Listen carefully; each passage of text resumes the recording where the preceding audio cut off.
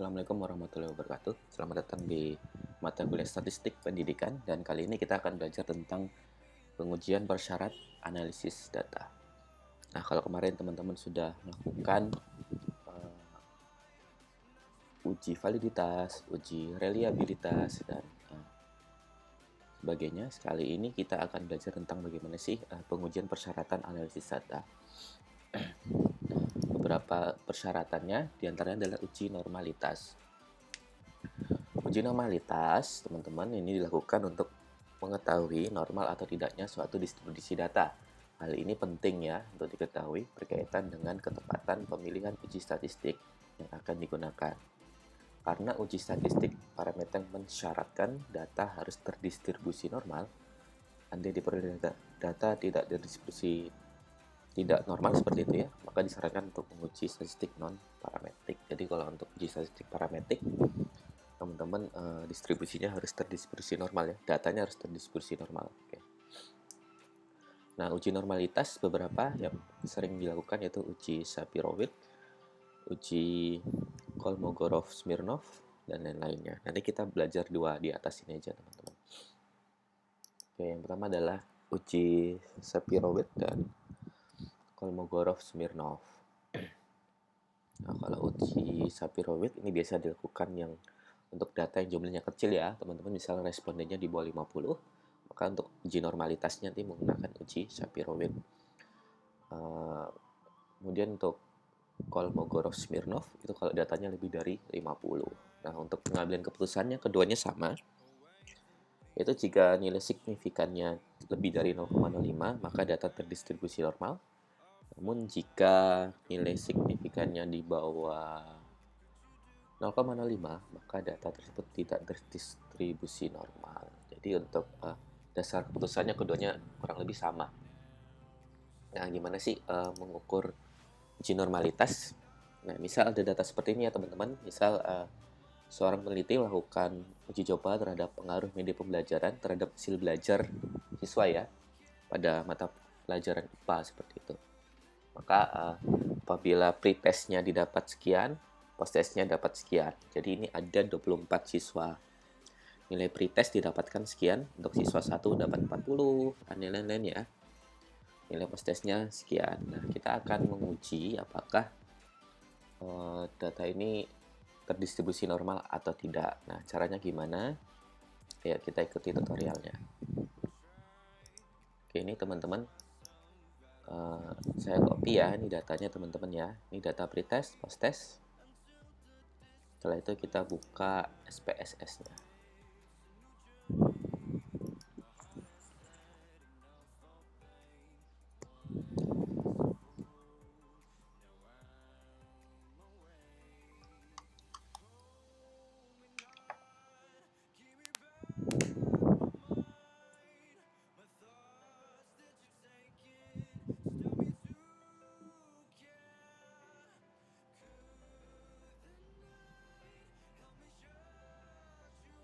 Oke, sudah kebuka. Seperti biasa, teman-teman menuliskan variable view dulu ya. Jadi bukan di data view, tapi variable view-nya. Ini mungkin nilai 1 boleh, nilai 2 boleh, desimalnya 0, labelnya pretest. Ini posttest. Measure-nya scale up. Nah, kalau sudah, kita akan masukkan nilai 1 dan nilai 2-nya atau nilai pretest dan posttestnya. Di sini saya sudah dapat sesuai tadi ya yang di PowerPoint. Ini teman-teman, kita copy aja nanti. Kemudian kita masukkan ke statistik SPSS. Nah, ini 24 siswa. Nilainya sekian-sekian. Nah, gimana untuk melakukan uji normalitas? Teman-teman silakan klik Analyze. Kemudian ke Descriptive Statistik, kemudian klik Explore.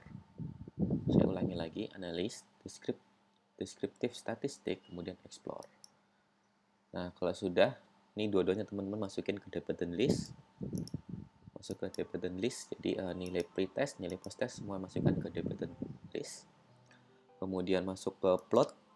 Nah, ini dicentang dulu ya teman-teman, normality plot with test. Jadi kita akan centang nilai normalitasnya berapa sih. Oke, kalau sudah, kita klik OK.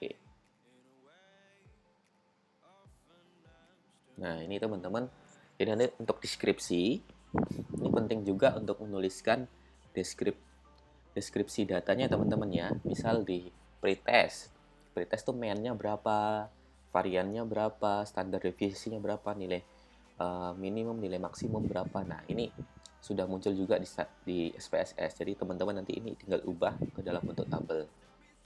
Jadi bisa dilihat di pretest, mainnya sekian, standar errornya berapa, dan lain-lainnya. Kemudian posttest juga bisa dilihat, variansnya juga bisa dilihat. Jadi teman-teman nggak perlu juga sih buat tabel data distribusi frekuensi, bisa juga buat dari SPSS ini. Nah, ini adalah uji normalitasnya teman-teman. Kita sudah dapatkan yang untuk Kolmogorov-Smirnov sekian, Shapiro-Wilk sekian. Nah, karena datanya adalah data termasuk data kecil ya, respondennya di bawah 50, maka nanti yang jadi patokan adalah yang Shapiro-Wilk. Ini sudah selesai, kita lakukan tes normalitas, uji normalitas. Nah, ini teman-teman sudah selesai, uji normalitasnya sekian. Maka tadi sesuai dengan ketentuannya ya, dasar pengambilan keputusannya jika nilai signifikannya di atas 0,05, maka data terdistribusi normal. Kalau di bawah 0,5, maka data tidak terdistribusi normal. Kita lihat dulu yang pretest. Yang pretest nilainya 0,94. 0,94 ini lebih besar ya, lebih besar dari 0,05, maka data terdistribusi normal. Yang kedua, nilai posttestnya didapatkan 0,17. 0,17 dengan 0,05 lebih besar mana? Lebih besar 0,17. Oke.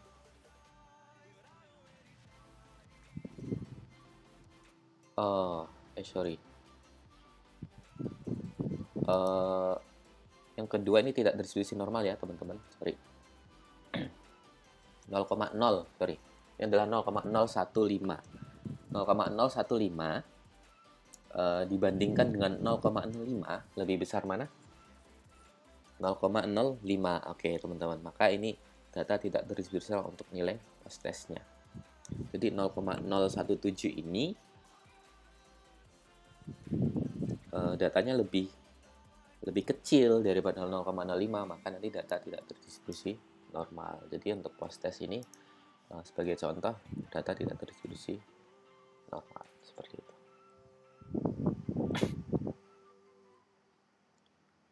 Oke, teman-teman, ini untuk uji normalitas.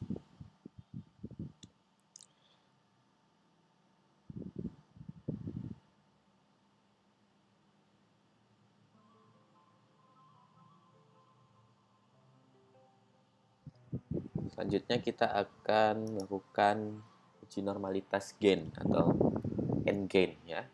N-gain adalah sebuah uji yang bisa memberikan gambaran umum tentang peningkatan skor dia. Karena kita tadi menggunakan pretest posttest, jadi kita untuk mengetahui bagaimana sih gambaran umum tentang peningkatan skornya. Nah, rumusan umumnya untuk N-gain, teman-teman bisa lihat di depan. Untuk N-gain adalah N-gain sama dengan skor posttest. Oke. Dikurangi skor pretest dibagi nilai maksimum skor dikurangi skor pretest. Nah, ini adalah untuk perumusan dari N-gain-nya. Nanti hasilnya gimana kita lihat.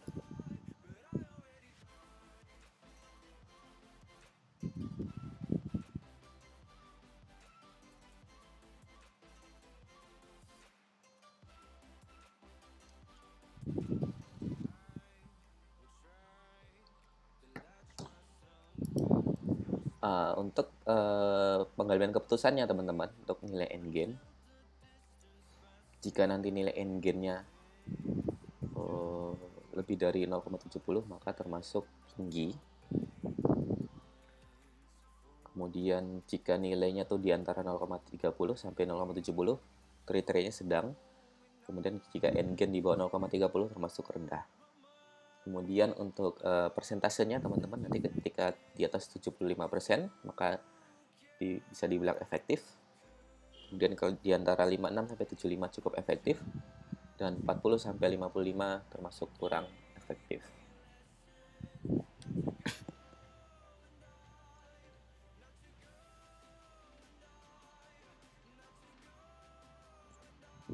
Nah, langsung saja teman-teman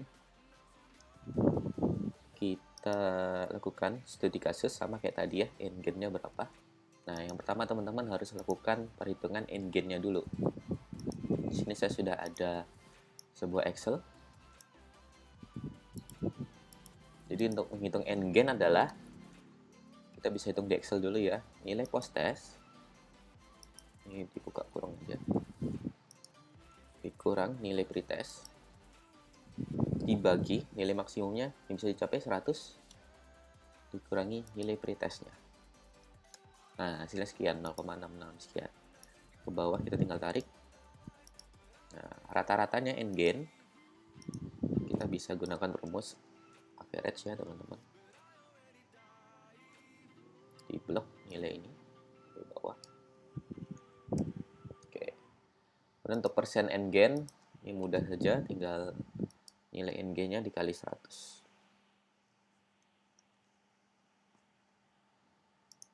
Oke, dari sini teman-teman sudah bisa lihat sebenarnya. Ini termasuk untuk mencari rata-ratanya di sebelah ya.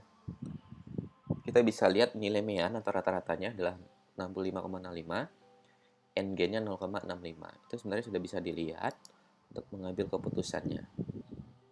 Tadi kriterianya ya teman-teman, 0,6 tadi hasilnya berapa ya? 0,65 ya. Nah, berarti 0,65 berada di antara poin yang kedua ini, termasuk kriteria sedang. Kemudian persentasenya tadi 65%, cukup efektif. Nah, lalu bagaimana jika ini menghitungnya di SPSS? Jika nanti hitungnya di SPSS, teman-teman tinggal masukin satu data lagi. Jadi variable view-nya ditambah satu lagi, misal ditambah n-gain. Yang persen ya. Oke, 2 desimal boleh. Dikasih nama n-gain. Boleh. Nah, tinggal masukin tadi persentase.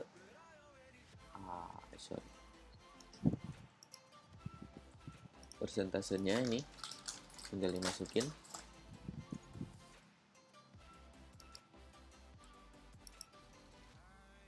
Memang ada perbedaan ini ya teman-teman, apa koma dan titik di antara Excel saya dengan SPSS. Jadi saya harus ganti secara manual dulu.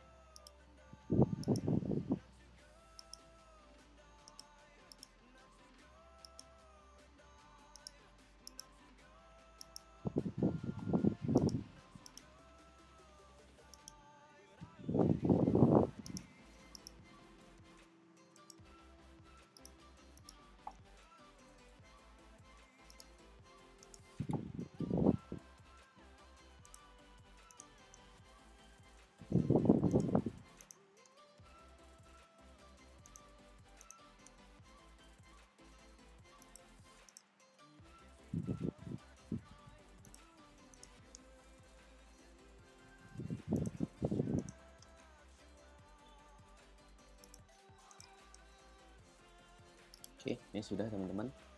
Maka nanti tinggal analyze, descriptive analysis, explore. Nah, bukan pretest sama posttestnya ya, tapi endgainnya kita masukin, plot, normalitas, dan lain-lain.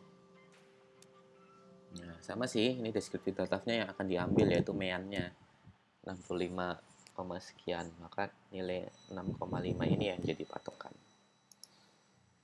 Nah, seperti ini mengambil dasar keputusannya. Tadi didapatkan nilai ini ya, teman-teman.